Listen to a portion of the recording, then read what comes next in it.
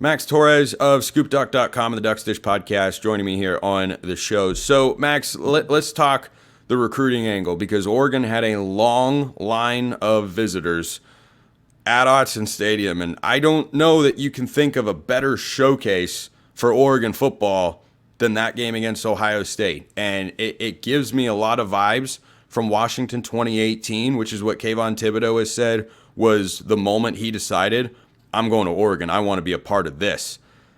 I just have to imagine there was at least one kid, if not more, who thought, oh, I want to be a part of this. That was awesome after that Ohio State game. What say you?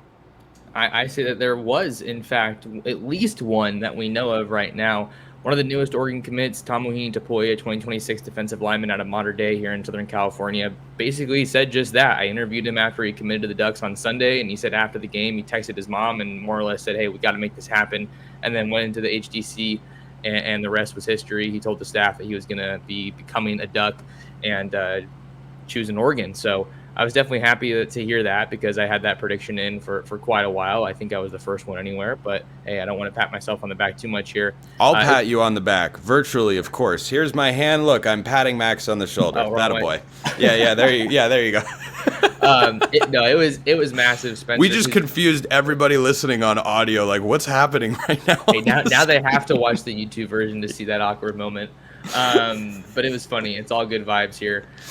So the Ducks got two big commitments. Tamuhini Tapoy, a defensive lineman, like I said, in the 26th class. You also had Viliami Moala out of Salt Lake City, Utah, out your way, Spencer, Bingham High School. He flipped from a very fresh pledge to the USC Trojans. So clearly he really likes what Lanning is building in Eugene. And there's also a bunch of 2025 guys that we could talk about. So there's literally so many names, Spencer. It just depends where you want to go. Yeah, and I mean, the name that I wanted to jump to first is Jakeem Stewart because this is a guy who Oregon has been tied to for a while, one of the top defensive linemen in the class of 2026, except now he's 2025. And for someone in the trenches to reclassify to a year earlier, it's one thing when Kyler Casper did it, at the wide receiver position, but to be a defensive lineman and be able to reclassify and remain one of the most highly coveted players at your position in that cycle, this would be a massive, massive get. And I'm just having these visions, Max, of a defensive line that is Jakeem Stewart and Aiden Breland and Amari Washington and Mateo Uiagalelei, who oh my gosh, we could talk about him for 20 minutes if we wanted to. But, and Tatum Tuioti, like all these guys, Elijah Rushing could be poised for a big, second season in Eugene next year. Like, where do you think Oregon stands with him? Because this is someone who a lot of people want and have been recruiting for a very long time, but he was there on Saturday night. He was there on Saturday night, and he loved what he saw, Spencer. I was able to get an interview with him on Sunday as he was getting ready to head back to Louisiana. And I don't want Duck fans to get like overly excited about this, but I would think that Oregon leads coming out of the visit. But that being said, the question then becomes, Spencer, can they hang on to that lead? Because he has some more official visits that he wants to take. This one looks like it is pretty focused on Oregon, USC, LSU, and Ohio State. Those are the teams that have the most traction in Jakeem Stewart's recruitment, but he's as well-traveled a recruit as I've seen any cycle, and I would venture to guess that he'll probably take more official visits outside of those four, so maybe we see some new schools kind of get in the mix here, but he loved his time in Eugene. He said that the amount of attention and time that he got from Dan Lanning was really big, spending time with his family. He said that he told Lanning he didn't want all the attention, but he still gave it to him anyway. I was also talking to his trainer, Clyde Alexander, who described the amount of time Lanning spent with Stewart as, quote, absurd. Absurd was the quote in that one. So I feel like Oregon's been kind of laying in the weeds in this recruitment. They've never been really taken super, super seriously. But from the people that I've talked to in Eugene with knowledge of this recruitment, I think that they feel good about their chances now coming out of the visit. But you still have, just about two months until the early signing period. So there's a long way to go. I think you got to get him back on campus if you want to get this one done. But it's going to be a fun one to track, that's for sure. Maybe the most fascinating name that was on campus, Naim Offord. I mean, every day he's here on the show. That's a name you probably recognize going back to the summer months. This is a recruitment that has been buzzing for a while, and there have been articles written in Ohio State publications. I'm pretty sure, or at least one that I know of in an Ohio State publication that has written about the prospect of Naim Offord flipping. He hasn't done that yet, but he's an Ohio State verbal commit. Auburn has been after him.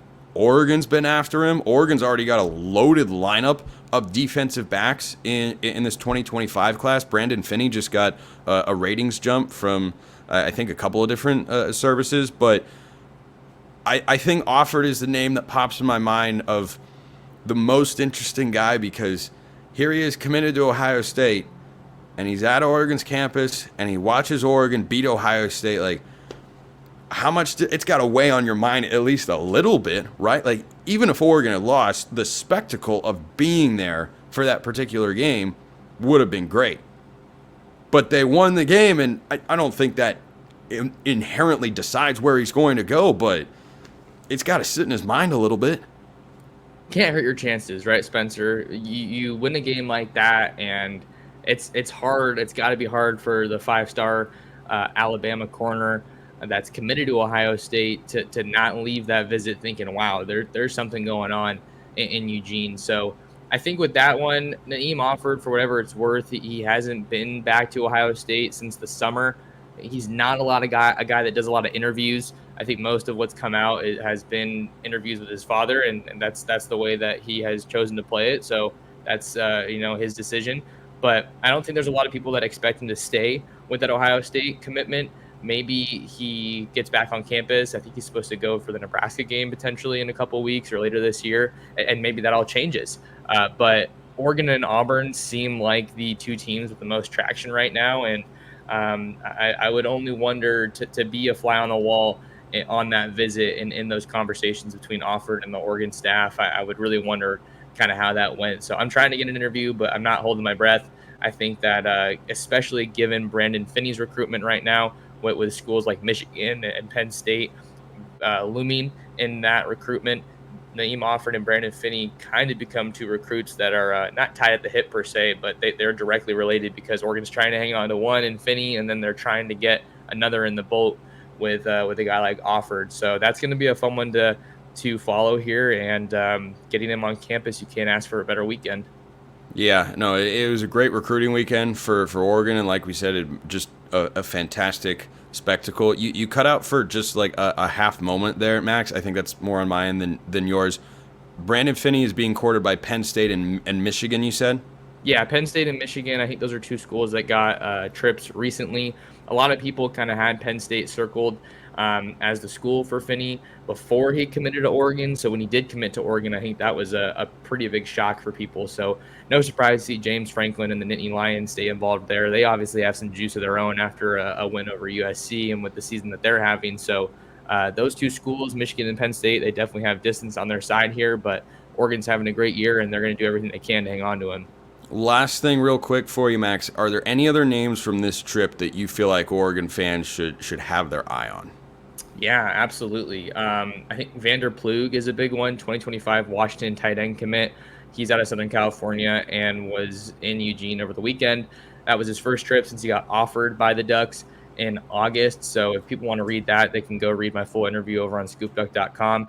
And I think another one would probably have to be 2026 linebacker Talanoa Ely out of Orange Lutheran, also here in Southern California. He's a guy that Oregon's been on for quite a while now, and that was his second trip to Oregon, I think. Ducks made a really good impression, and with the way that the linebackers are playing, I think that's going to be appealing to a lot of recruits. And you're losing two guys in Bryce Betcher, Jeff Bossa, I guess three now, and then probably Justin Jacobs as well. So you're going to need to keep that room stocked with talent, and Brian Michalowski has absolutely tabbed Talanoa Ely as one of his favorites. Max Torres, scoopduck.com, the Ducks Dish podcast, and just one of my all-around favorite guests to have on the show. Max, appreciate it as always, man. Good to see you. Thanks for having me, Spencer. Appreciate everyone listening. I will see you next time. Have a wonderful rest of your day, and as always, go Ducks.